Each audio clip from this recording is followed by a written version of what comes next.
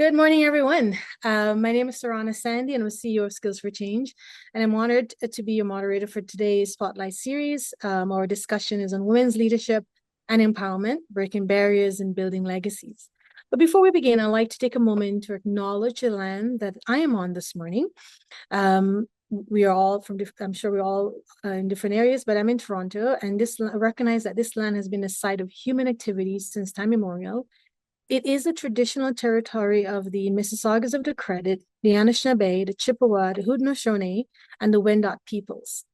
Ontario is covered by 46 treaties and other agreements and is home to many Indigenous nations from across Turtle Island, including the Inuit and Métis peoples.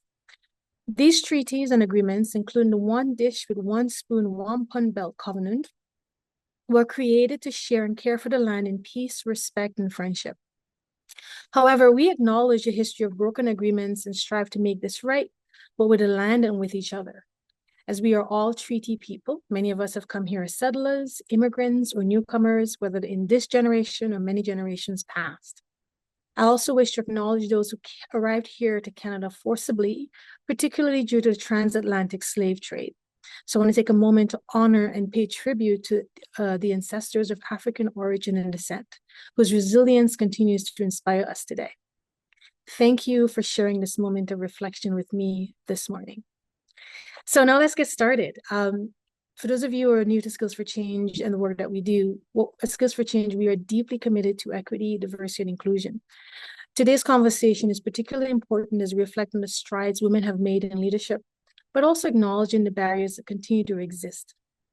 Women have been transformative in shaping industries, communities, and economies. However, challenges such as leadership opportunities, pay equity, and access to funding for business entrepreneurship still persist.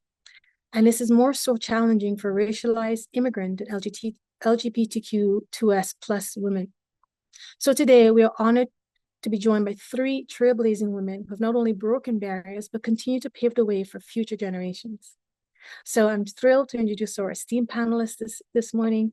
We know that we send very detailed bios to you for those who registered, but joining us this morning is Dr. Wendy Cukier, who is a leader in entrepreneurship, innovation, and diversity research, and the founder of the Diversity Institute at Toronto Metropolitan University, formerly Ryerson University. We also have Monika Goodluck, who is a DEI consultant and community leader focused on meaningful inclusion. And we have Naki Osutei, a corporate change maker and executive leadership expert. Welcome to all of you. Each of these women have played a pivotal role in advancing women's leadership, and I know we'll all gain valuable insights from their experiences today. Just a little bit of housekeeping. Everyone who has joined the call today are muted. You also have the opportunity, though, to share questions to our host. So Sampada is also here, and Ajay and Yassine and attendees, you can share questions to them so that they will share with me to present to our panelists. We also encourage you to share any feedback you may have in the chat. Happy to hear from you and any thoughts you have about the conversation we're having today. There'll be a lot of resources shared with you in the chat so that you can access later on. So for example, you may get access to reports and resources and things like that. We'll also email those out to you later on after the call. You're recorded, and so this recording will also be shared on social media platforms, both by Skills for Change and also the Diversity Institute, and other panelists may decide to share that on their social networks. So first, to get started, I wanted to start with Dr. Cukier. One of the questions I want to really ask is, what are some of the key policy or structural changes do you think are still needed in Canada today to help advance women in leadership roles? Really good questions, and thanks very much for including me today. So we've tracked representation of women and racialized peoples, Indigenous peoples, persons with disabilities, and others over a number of years, and since 2020, specifically focused on Black representation in leadership roles. And what we've observed is that legislative requirements do make a difference. So if you look, for instance, at Bill C-25, which requires a set of federally regulated companies to report on representation in leadership roles, they've made more progress than others. If you look at organizations that are subject to employment equity legislation, financial institutions, communications, transportation, and so on, they have made more progress. So legislative requirements are very clearly important. And one of the things Senator former Senator Ahmedvar, was insisting on was legislation that extended those reporting requirements to other sectors, because currently the nonprofit sector, including universities, hospitals, and so on, is not required to report on representation. And we know that what gets measured gets done. So while legislation is not enough, it does make a difference. And so that's number one, is legislation that requires reporting on these issues. Number two is voluntary codes also make a difference. So things like the 30% Club, the 50/30 challenge, sectoral requirements, and even the Black North Initiative. We did a study that looked at organizations that signed on to the Black North Initiative, and on average, they were very close to 3.5% representation of Black people on boards. So though that kind of peer pressure and public commitment also makes a difference. But at the end of the day, it's also things like tone at the top and making sure that leaders are not treating equity, diversity, and inclusion as something that you bolt on when it suits you and you ignore when it doesn't. And I know that lots of people on the call probably are aware of the new cabinet that was announced at the federal level, and the fact that there is, at least currently, no minister responsible for women and gender equality. That sends a signal, and the wrong signal, in my view. We need leaders who are going to stand up for Canadian values, which, in my mind, include deep commitments to gender equity and increased diversity. And I'm really worried that we're getting a lot of spillover from the US backtracking. So that's also very important. Leaders across sectors need to address this issue, and gender is not done. Like, we hear a lot, like, that was 90s stuff. Now we're on to other things. It's very clear that we need to retain a focus on gender, other dimensions of diversity and inclusion, and intersectionality, because we know from the research we did in Toronto, for instance, is that while half the population's racialized, half the population is women. So for every white woman, there's a racialized woman. White women outnumber racialized women 12-1 in leadership roles. So having that intersectional perspective is important. And then, of course, there are all the things that you need to address to ensure that there are pathways to leadership, because you can change representation on boards a lot more easily than you can change, for example, representation at the CEO level. And we know now that in Canada, while representation of women on boards is moving forward, and so is representation leadership generally, if you look at the top 100 paid CEOs, there are more men named Mark than there are women. There's, I think, 4 in the top paid levels. And that becomes important when we look at wage gaps and so on. I'll stop there. But legislation, voluntary codes, and organizational commitments, in my mind, are key. Thank you for that. Before I go to our next panelist, though, if we could just take a minute, and for those of us who may be on a call and maybe unaware of why Women and Gender Equality Canada not having a representation matters. Like, what do you say sends a signal? What do you think it means? And why is that critically important to have that representation in cabinet? Well, in my mind, I'm of two minds. So clearly, when you have one cabinet member who is at the table, you can assume that they are going to advocate for women, whether it's women in the economy, whether it's violence against women issues, whether it's issues of exclusion from employment, and so on.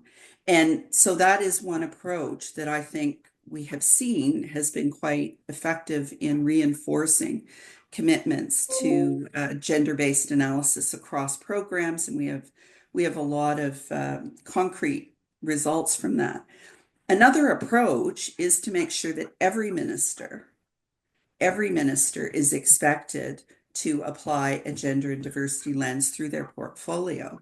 And that can work as well. There are some countries that don't have a dedicated minister in cabinet, but you need to be super clear, and you need to be super clear.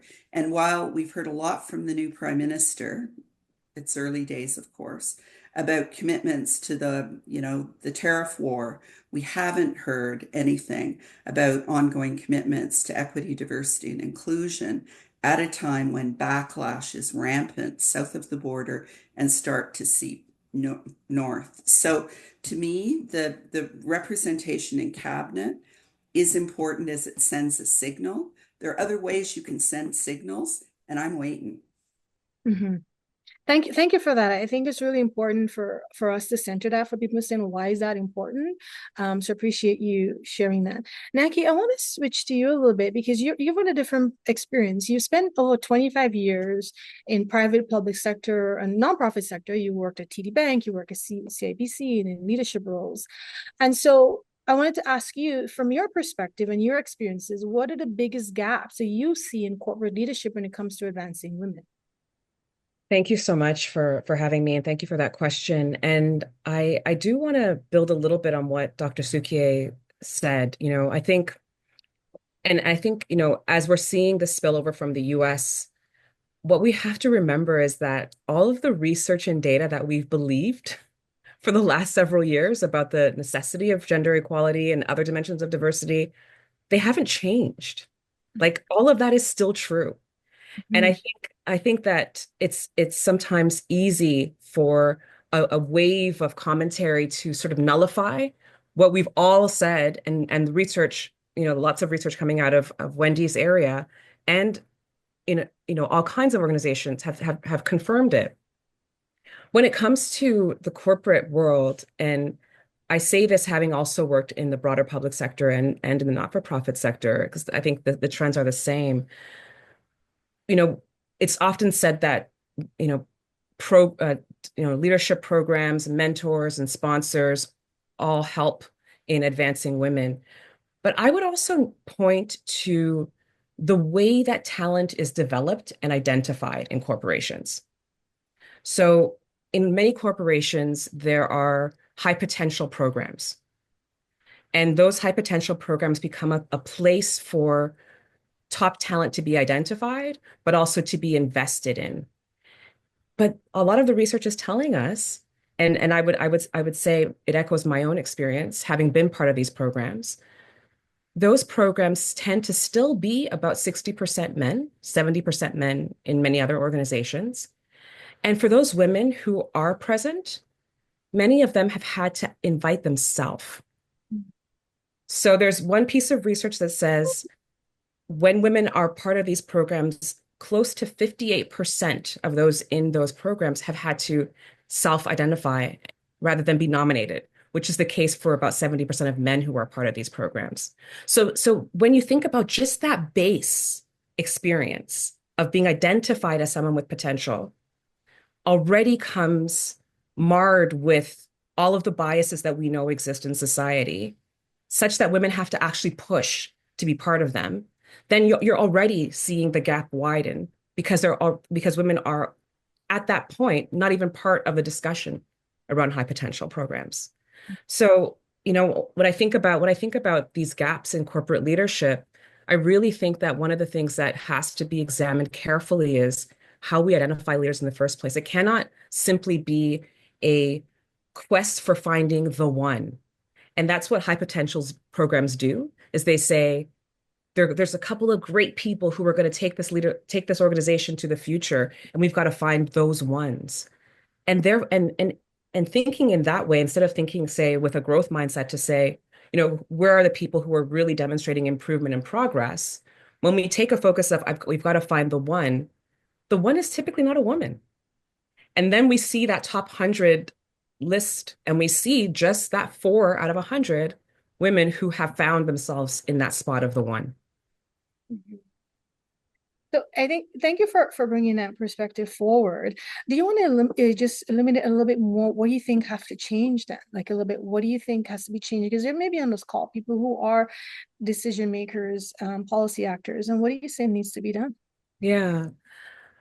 I mean, if I just build on the point about high potential programs, what I would say is a couple of things. One, we need to stop thinking about just supporting women in the workplace. This idea of supporting women is nice and necessary, but we need to shift to equipping women with real opportunities. Mhm. And so something that I've observed that has been successful is when we give women opportunities to lead in high visible roles with support. So it can't be a situation where a woman is invited to lead something that's already a mess or where she's not set up for success. Right. Got to be invited to lead with a hierarchy of support above her that's prepared to be a safety net for her. And she's got to be invited to lead in initiatives that matter to the business. So if she's invited to lead things that are sort of fun or, these like projects that are kind of make work projects, when it comes time to discussing her capability, it will always be discounted because that work doesn't matter to the business. Mhm. So when we think about supporting and equipping women with opportunity, it's got to be about something that is core to business strategy, where she is supported and where she's got a team that is compelled to support her because they too have the opportunity to develop. And Mhm. so that's why, so much of the work that I do is around developing both leaders, but developing teams as well. Because when you have teams who are constantly and continuously in that growth mode, they're far more engaged and you have far more opportunity to start to see leadership in places where perhaps you didn't expect it. Thank you for that. I think that's a really great insight, and I really appreciate that. Monica, I want to switch with you a little bit because you're coming from a community development perspective and building a little bit more on what Naki just mentioned about barriers. From your experience in community development, what do you see as some of the biggest barriers women face in workplace inclusion, and how do you think organization can create meaningful change? Naki highlighted a couple of key things for women in leadership. What are the things that you want to bring to the table? Mhm. Thank you so much for having me here. And in my mind, I was yelling yes as both of you spoke, Dr. Suke and Naki. Dr. Suke talked a lot about, sort of systems change, the legislative piece, as well as that tone at the top. And Naki, as you talked about, that only one, I was drawn to a study, an article by the Harvard Business Review that often comes up around being the only one, and in candidate pools, looking at candidate pools. And when you have a candidate pool and there's only one woman who is in that sort of short list of candidate pools, what the study found is almost zero chance that she will be hired for that position. But as soon as you add a second woman into that candidate pool, based on how bias works in our mind, you're that much more likely to hire a woman. So I would say one thing that we can do is not just look for that single woman and then say, hey, we've got a woman, we've checked off our box. Because one, we might not find her. And then it's very lonely to be the only woman. So that is definitely a barrier around workplace inclusion. It's hard to feel included when you are the only one. As humans, we like to connect with people like us. When you are alone, and it can be that there are several women, but also recognizing that there is diversity among women. So maybe you have two women among, a team of 15 or 20, or even a representation of women's leadership, senior leadership that's maybe 20 or 30%. But organizations need to look at who do those women reflect? Do they reflect the workforce that they have? Do they reflect the population that is there? Do I see myself reflected in any aspect of my identity among those leaders? Those are things that are going to help workplace inclusion and retention and that sense of belonging. It really is, Naki, I love what you said about it's equipping, not just supporting. We don't want to plot people and say, look, we've done our job, we've hired women, you're in the position, now go at it alone. Um, and another thing, and this is sort of, not something that's spoken about conventionally, but we need more men involved in supporting women's inclusion. It ends up often being women's work, and then you look from an intersectional perspective, it is often the folks who are equity deserving, who are marginalized, who are doing the work and really pulling their sleeves up to push for inclusion. We can't do it alone. We need that allyship. We need men who are often at the top, as Dr. Suke said, to be advocating, to be opening those doors as well, to be joining employee resource groups as like active participants, not just as bodies, to be providing opportunities. Those pieces are crucial to really creating that sense of inclusion, and not just a sense, but an actual experience of inclusion. Thank you so very much. Really appreciate pulling all the threads together. Dr. Suki, I want to switch back to you a little bit because when we talk about gender equality, there are specific sectors that have immense gaps. And in particular, I want to talk about, from your perspective, how can the tech and innovation sector play a bigger role in advancing gender equality? It's a really good point. And, there are a number of ways to look at it. So I've worked on women in engineering issues now for 35 years, and we just published a report called More Than Just Numbers Revisited, because in 1991, there was a report from the Canadian Council of Engineers, I think, called More Than Just Numbers, that looked at the state of women in engineering, which is one of the source disciplines in ICT, showed women were underrepresented. It was precipitated by the Montreal Massacre.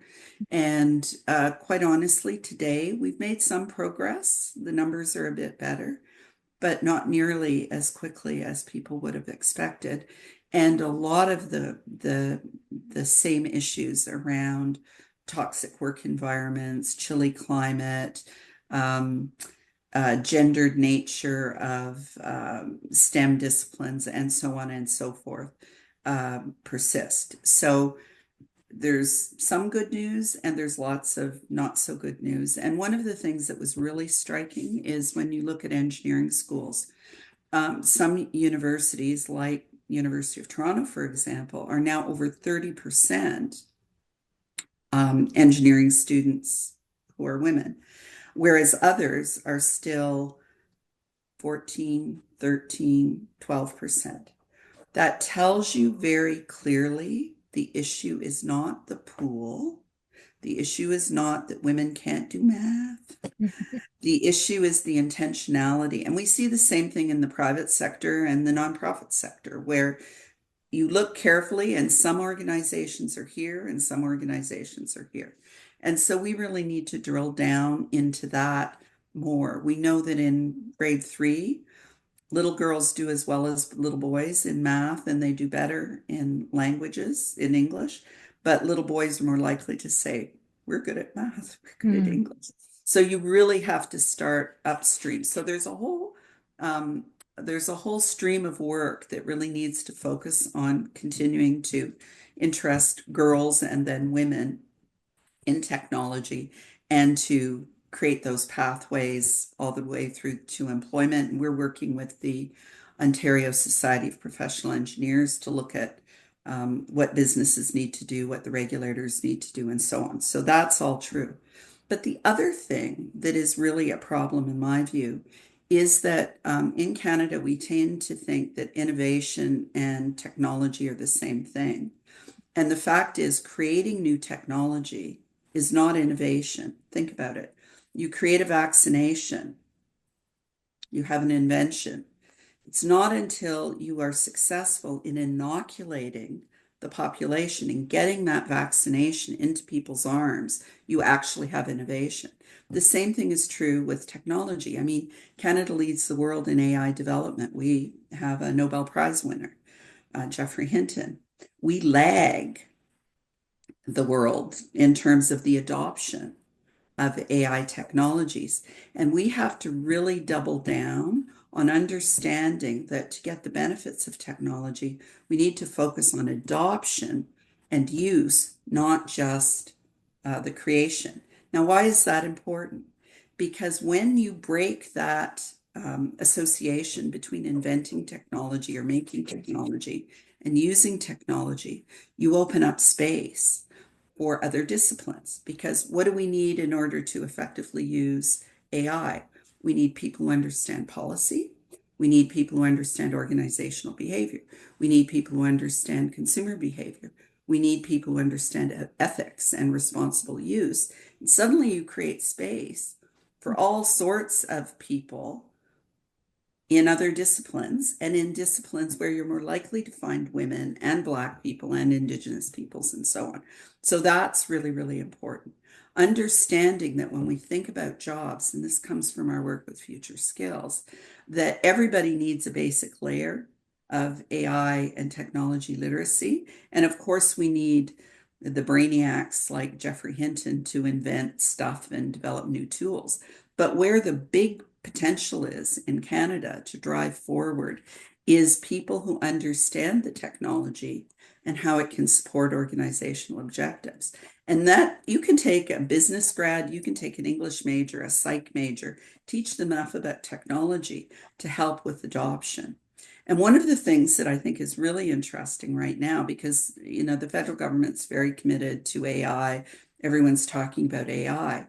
AI has tremendous potential to bridge the gender divide. We just did a very big survey with the Environics Institute, and it showed that 54% of men were using AI in their work in the sample that we looked at, compared to 48% of women.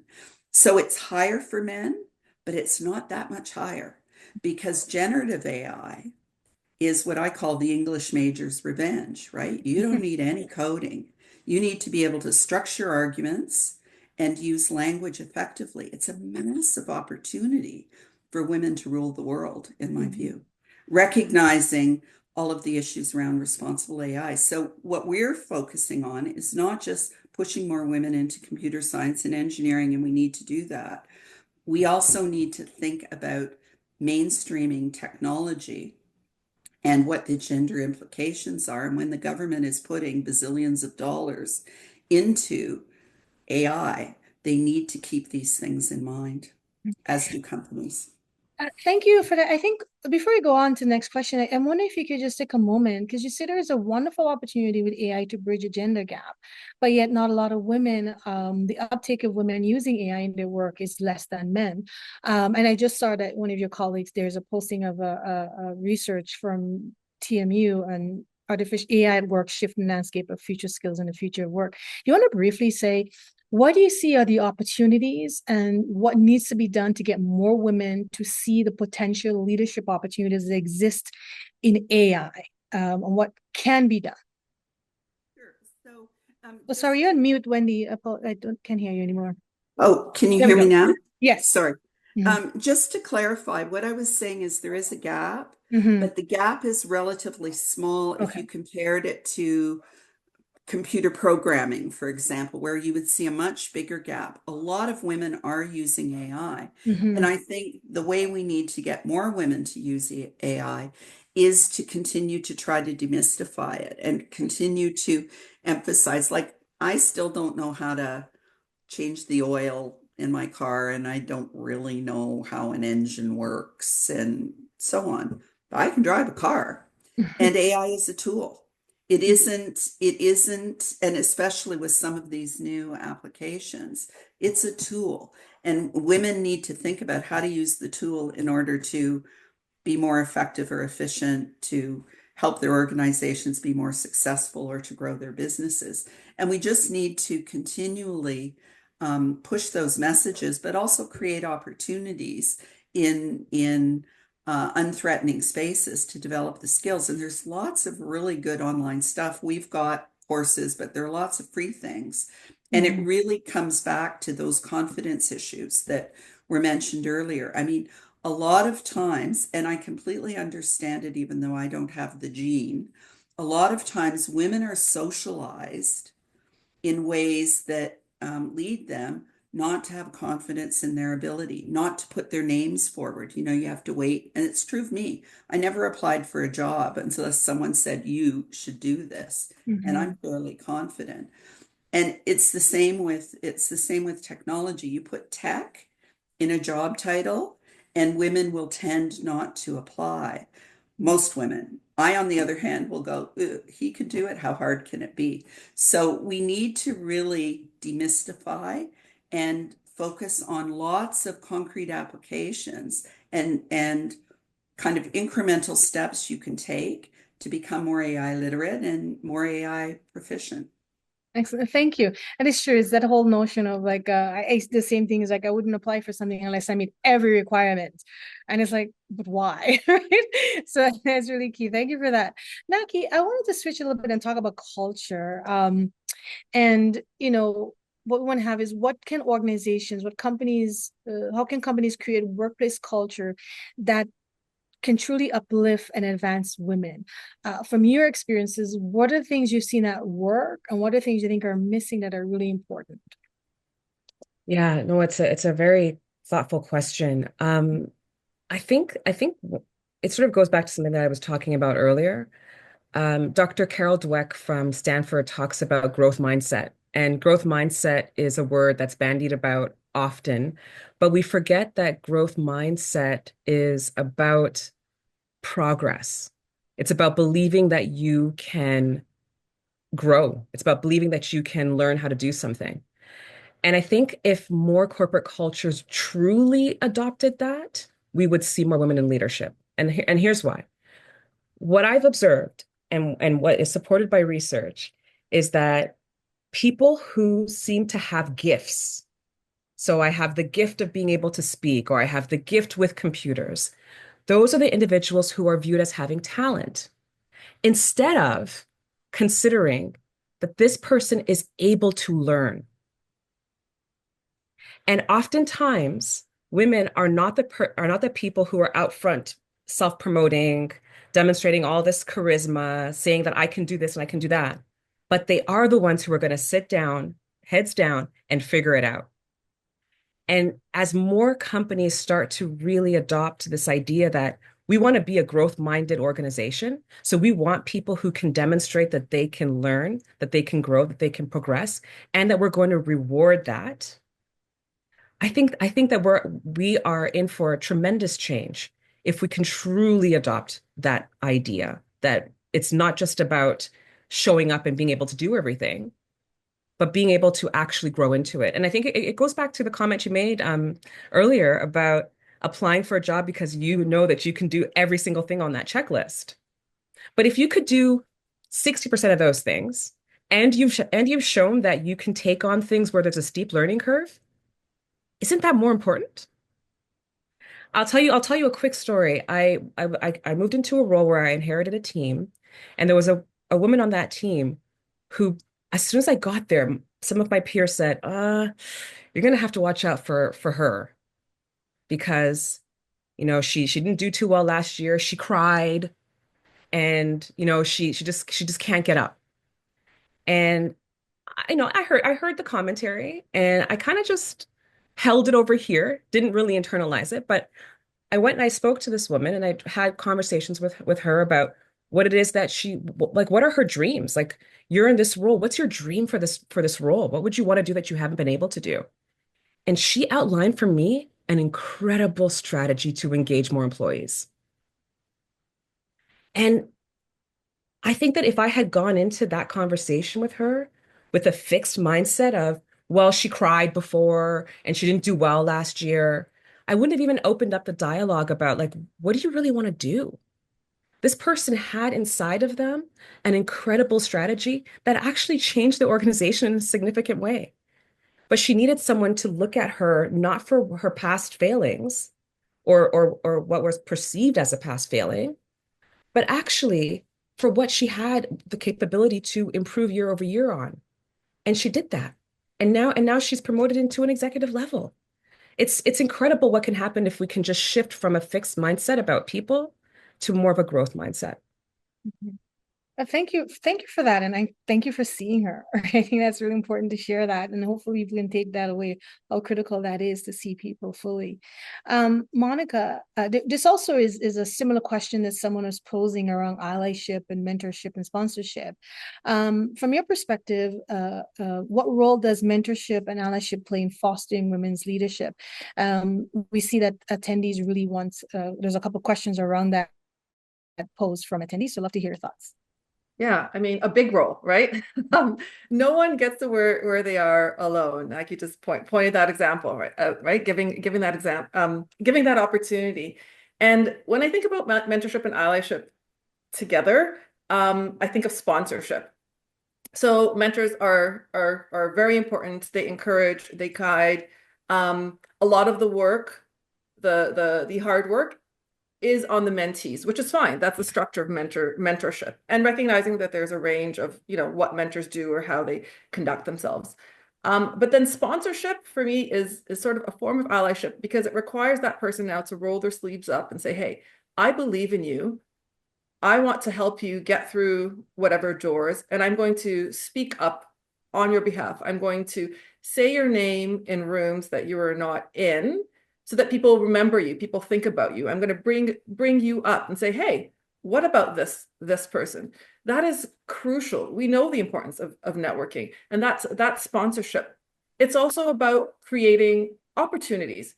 So we all have power and influence in whichever position, right? We like our lives are intertwined, our identities are such that most of us have some power and influence.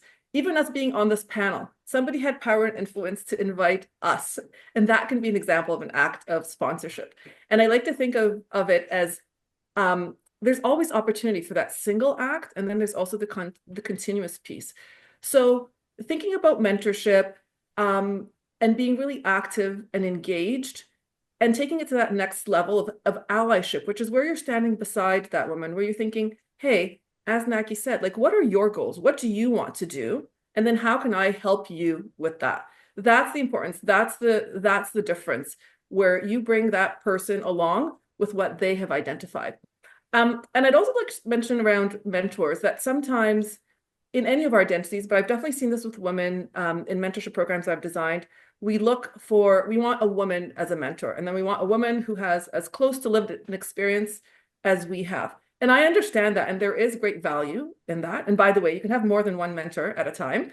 And having someone who is different from you brings different perspectives. It's a learning opportunity for them, and they can also help you navigate and understand the perspectives that you're going to have to be engaging with. Right? If we've got someone who has our story, maybe they're a level up on the corporate ladder or whichever ladder we're trying to climb, there's definitely benefit and there's some solidarity there. But my goodness, when we meet different people, back to innovation, there are different opportunities. And if someone has signed up to be a mentor or a sponsor, they are there because they want to help you. They want to support you. Let them do that. Ask for what you need, show them your engagement, and just keep it moving forward. And don't be afraid to ask for the support. Sometimes we shy away because we think, well, I don't want to seem too pushy, or if I ask for this, ask. The worst that's going to happen is that they'll say no, or they'll find some other way to do it. But that is like the allyship piece of it is so key to what sponsorship is. Go with what the woman asks for, and as the woman, ask for what you need. Thank you. Definitely ask, right? Mm-hmm. Dr. Cukier, we talked a little bit earlier about, policy needs. I want to specifically, do you have some insights in some of the policy changes that are needed to support women entrepreneurs in particular, but also professionals? What are some of the policy gaps that exist in Canada? And it could be at all levels, whether it's provincial, federal, municipal. What are the policy gaps? What do you think are needed?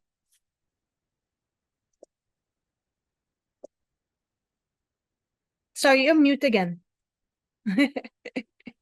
Sorry, thanks for the question. And it reminds me that I, of course, missed one of the most important policies that affects both women in the workplace as well as entrepreneurs, and that's childcare. And the policy is transformational. There's still some hiccups in terms of implementation, but that's probably the single most important thing that will transform the experiences of women. And I say that because you can see it very clearly if you compare the data of Quebec to the rest of Canada in terms of women in leadership, women in politics, women entrepreneurs, and so on. So I should have said that before. In terms of policy gaps, as I said, extending reporting requirements to nonprofits is I think very important, making sure that, and they've gotten much better with the employment equity legislation in terms of actually making the data available so we can see it.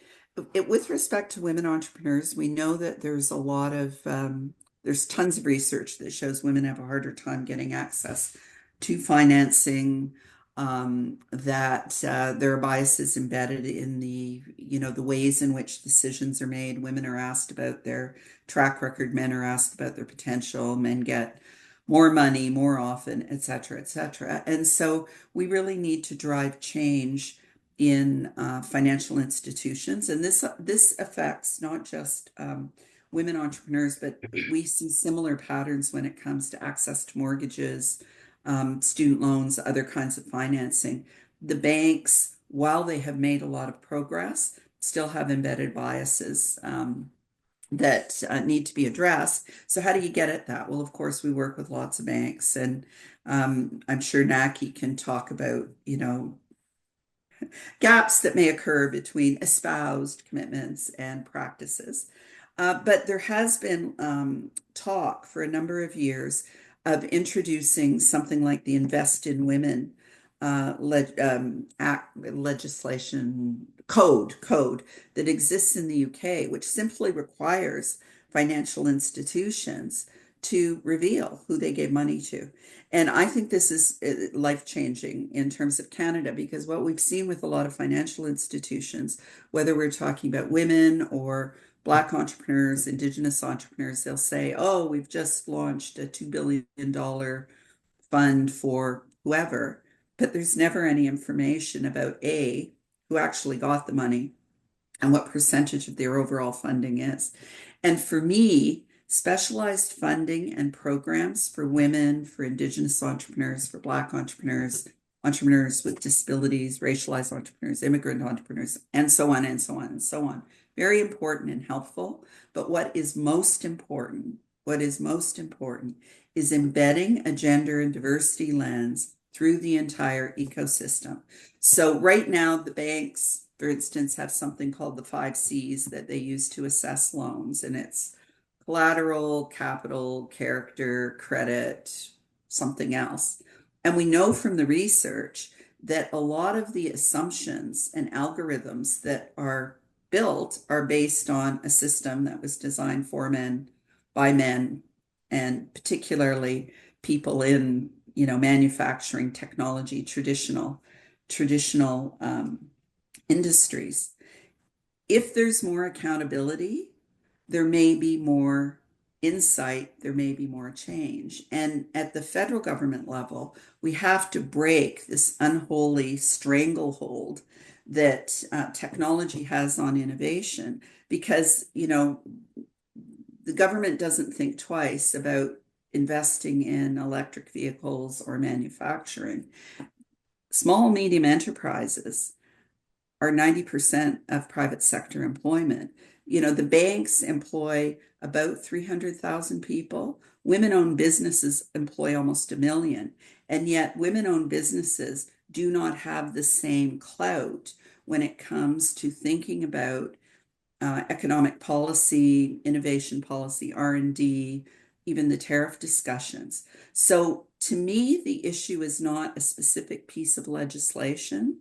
It's a way of thinking where we're really embedding our commitments around gender equality and diversity in every single department, whether it's agriculture or energy or ISED and so on. And that's more than legislation.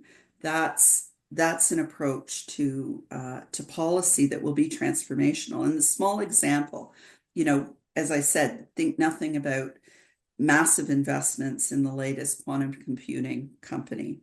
I remember one day where it was announced provincial government was going to give $5 million to women and racialized entrepreneurs. And it was the same day they announced $17 million for the Perimeter Institute at the University of Waterloo.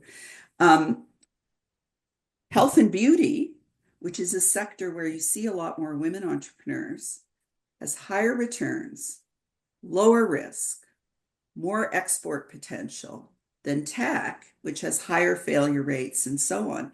And yet it's never considered. Femtech is a massive sector worldwide.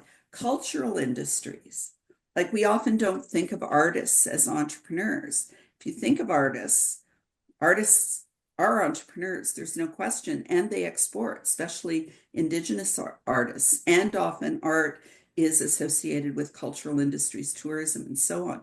So I would argue that we have biases that are so deeply baked into the structures of how we think about economic development, the economy, the tariffs, etc., that we're missing massive opportunities. And I'm hoping, often in times of crisis, you can drive innovation, and that's really where I'm focused on. So yes, of course, it's nice to have dedicated resources for women in tech, women entrepreneurs, and so on. But there's way more at stake if we look at the broader investments, if we look at procurement, government procurement, $30 billion, right? If women entrepreneurs get a piece of that, if women entrepreneurs get a piece of the bank's businesses, that's far more transformational, in my view, than having a nice little fund that the girls can apply to, if that makes sense. Thank you for that. And thank you for that, for sharing it. There's a lot of opportunities, it seems. And for folks on the call, take a quick look at the chat, because the colleagues over at the Diversity Institute shared some reports, including State of Women's Entrepreneurship in Canada. There's a lot you probably can pick up from that. I want to shift a little bit to Naki and a different topic, but somewhat related. DEI has increasingly become a really politically charged, and with some critics kind of using it as a pejorative to dismiss or discredit efforts, aimed at inclusivity and addressing systemic inequities. So from your perspective, how can companies still move beyond performative DEI efforts to implement sustainable change faced with these sort of external pressure? And we've seen down south, to primarily where organizations have stepped away from their commitments and respond to political influence. What are your thoughts on what they could continue to do to sustain sustainable change through DEI? Yeah, this is a really big topic, and a scary topic, I would say, if we really think about it. We've been working so hard to drive equity, and so quickly we're seeing it be torn apart. And I just want to go back to something that Wendy was talking about. I think for many organizations, it's been quite easy to set up programs and say, well, we have this program, we have this fund, the girls can apply to it, and not take the effort to embed equity into everything that is being done. And in taking that approach, because if you're focused on building programs, then you're thinking about gender equity and other kinds of equity as a cost to the business. And then when times of trial come, then we have to cut costs. So we're going to eliminate this cost. And that's not to speak of the political bullying that's happening as well. But with the program concept, we think about equity as a cost, when in fact, we should be thinking about it as a business multiplier. So if we're aware that businesses, that women in leadership roles bring about different perspectives that can engage customers, more customers, how is it not a multiplier to the business? Like, to me, that's just basic math.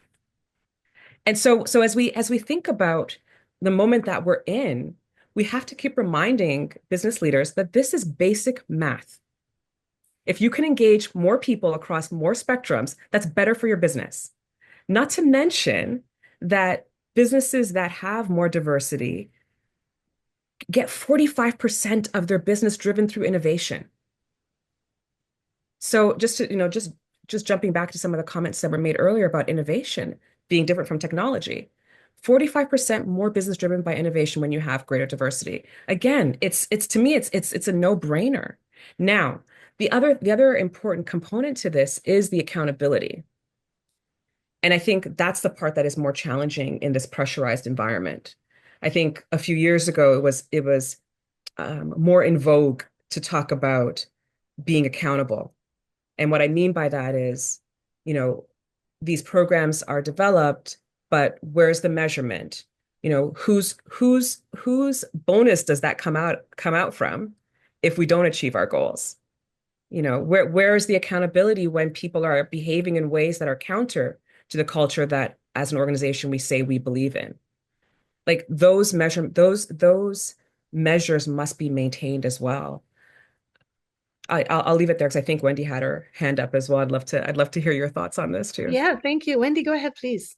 It was just a hot pursuit because, But you want to speak a little closer, Wendy? You can hear you. Oh, sorry.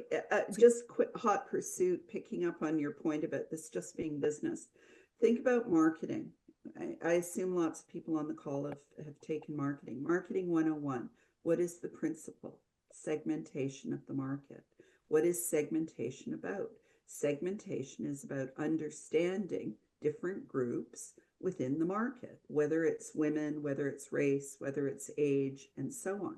And if you do not understand your market and its segmentation and the differences between those different groups and among those different groups, you cannot attract and retain talent. You cannot develop products and services. And, you know, in the current environment, we're looking for new markets globally. Our immigrant diaspora is our competitive advantage. So to me, I agree with you 100%, Naki. For me, it's not about preaching to the converted. It's not about political correctness or wokeness. It's marketing 101. Know your customer. Yeah. Thank you. Thank you both. And I'm glad that we can put that in because I think it's important for us to really center and folks on the call think about that DEI. We can't be afraid to continue those work, right? But we need to be fully committed to that. Monika, I want to come to you with another question.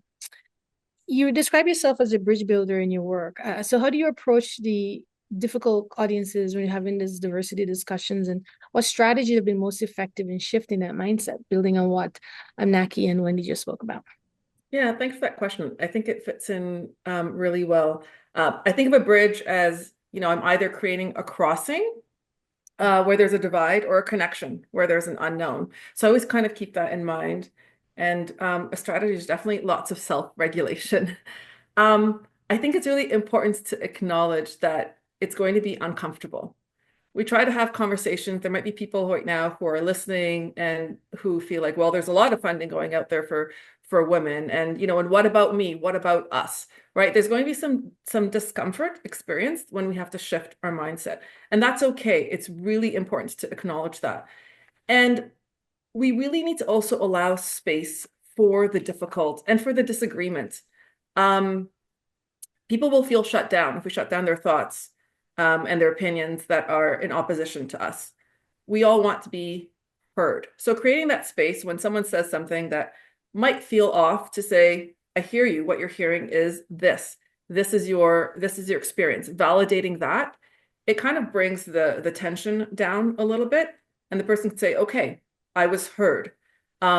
This is huge. I think especially now, and I think that also kind of feeds into a little bit of the backlash that's happening, where people feel like, well, what about me? And what about this? And I had this experience, and this is my reality. And of course, those of us who are part of equity deserving communities and groups have histories of marginalization and discrimination. And finally, there's a space to talk, to be present, to be seen. And that is very valid. And then on the other side, that feels very discombobulating. So just creating a bit of space for someone to be able to say, or groups to say, this is discombobulating. It feels uncomfortable. I feel threatened. My company feels threatened, what have you. Is important. Let's work through that, and then we can move forward. And to do that, I think it's important to try to stay curious, find out what's happening. Is this fear? Is there a personal experience? Is there misinformation or lack of information? So I remember having a conversation once, and it was a man, it was in a workplace, and the man was saying how his daughter was upset She was a white woman, and she wasn't getting she wasn't getting a job because they were just hiring racialized folks. I think that was the situation in this story. Um, and and that's the trend, that's what's happening. This is like, don't even bother applying. This is what they're being told. And I said to him, I'm like, yeah, I can imagine, like, on an individual level, that feels like really hurtful. I can understand that. But now let's look at the 100 people who hold these positions normally. And, probably 85 of them are white. Do you think, like, it's okay for those 15 vacancies as they come up to bring in some different people with different lived experiences? And when we look at it on that macro level, there's a different feeling. It's like, right, I had this personal experience that feels like now I'm hurting. But when I look at it at a broader perspective, all right, now my perspective is changing a little bit. So really addressing like, what is going on? Where is this resistance coming from? And then I think it's around having those solid boundaries. Shifting mindsets is not at all about respectability politics, right? And like just saying yes to anything that anyone says. Even an example that I just gave, I validated the person's experience and, and how that might not feel well. And I still stood up for the values, the facts, the truth that is the truth and the research shows, and said, yes, yes, and this is what's also happening. So pulling those things together then helps people build trust and know that you will be true and fair in all aspects. And that's what's really important for folks as we want to shift their mindsets, that they feel like what is being shared, what's being proposed is fair, that they still have a voice and a space, and that is an inclusive experience for all and not just a few. Thank you. I want to thank our incredible panelists for sharing their experience and insights today. This was really fantastic learning, and I hope that each attendee here today took a lot from our discussion this afternoon. I also want to say, picking up on what Wendy shared a little bit about importance of AI and AI skills building, and that, Skills for Change is very fortunate to recently be supported to be able to, over the next 2 years, help 10,000 job seekers enhance their competencies in AI. So take a look at our website, skillsforchange.org, over the next couple of weeks as we share information about that program. And we want to thank our corporate partners for making that available. And also we have Women in Skills Trades initiatives, programs and projects we're running, Women in Data Analytics. We also have Black Women in Data Analytics project funded by TD Bank, which is really important in trying to bridge that very, very tremendous gap of Black women who are working in data analytics. I think it's under 1% of employees in data analytics are Black women. So we know with our conversation we had today that while progress has been made, and we've seen that with some of the research that highlighted some of the conversations that we've had, but today's discussion highlighted the ongoing work that is needed to achieve true gender equality in Canada. So we can continue to work together. We can do that through advocacy, through mentorship, sponsorship, and through workplace and societal reforms that create a future where all women and those who identify as women can really thrive, not just survive. But before we wrap up, I want to take a quick look at the screen because we'd like to hear from you.